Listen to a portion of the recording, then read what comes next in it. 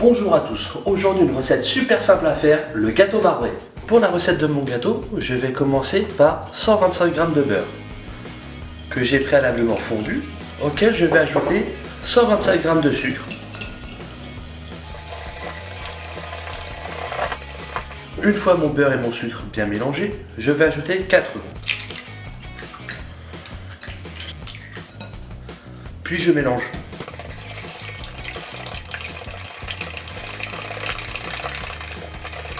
Une fois mon appareil bien mélangé, je vais rajouter 125 g de farine. Donc vous l'aurez compris, c'est 125 g de chaque élément. Et je mélange. L'astuce pour ne pas faire de grumeaux, c'est de mélanger vite. Et voilà, je n'ai pas de grumeaux. Je vais ensuite ajouter la valeur d'un sachet de levure chimique. Puis je remélange.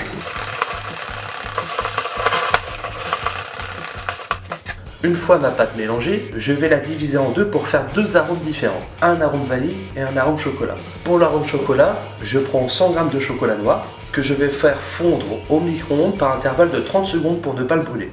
Après deux intervalles de 30 secondes, mon chocolat est fondu. Je préchauffe donc mon four à 170 degrés Celsius en chaleur tournante. Puis, je vais diviser ma pâte en deux parties. Je vais alors ajouter dans la partie chocolat mon chocolat fondu.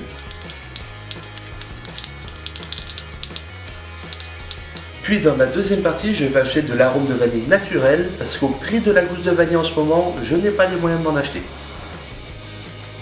L'équivalent de 2-3 gouttes. Alors bien sûr, à la place de la vanille, on peut toujours mettre du citron, de l'orange, de la noix de coco si vous voulez. Mais pour cette partie-là, je vous conseille quand même de rester sur le chocolat. Ça va nous faire deux parties bien distinctes dans le marbré, ça va être très joli.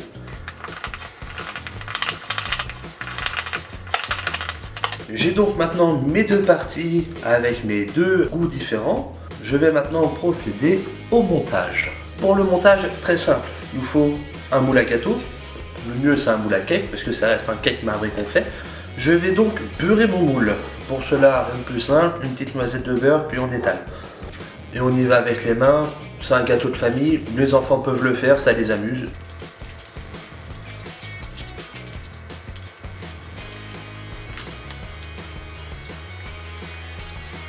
Donc pour le montage, c'est très simple, on va juste alterner une couche de blanc, une couche de marron, qui va nous donner un magnifique marbré à la fin de cuisson. Donc je vais commencer par mettre dans le fond un peu de préparation blanche.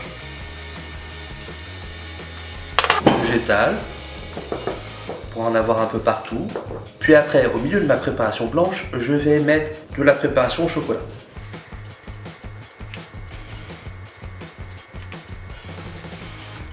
Je reviens avec ma préparation à la vanille et je recouvre l'entièreté de ma préparation au chocolat.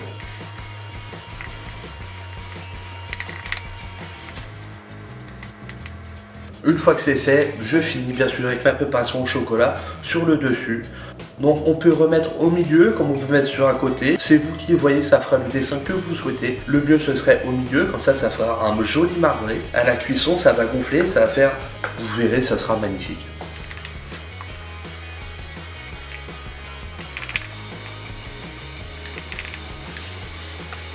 Et voilà, mon gâteau est prêt à être enfourné. Je vais maintenant le mettre à 170 degrés pendant 35 à 40 minutes. Je vous montrerai une astuce pour savoir s'il est cuit ou non. Donc voilà, après 45 minutes, le gâteau est cuit. Comment je fais pour le savoir? Je prends un cure-dent que je plante au milieu. J'attends 5 petites secondes.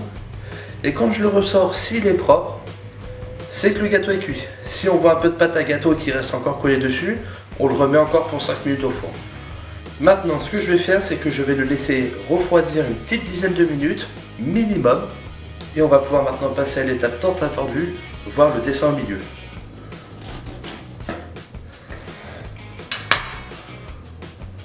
Donc comme on peut voir, des dessins très marqués, avec les différentes couches qu'on a pu faire. Le résultat est là, on peut rien demander de plus. Pour le servir, c'est très simple. Plusieurs tranches, à manger avec de la confiture ou seulement comme ça. Et voilà ma recette du marbré. Bon appétit et à la prochaine!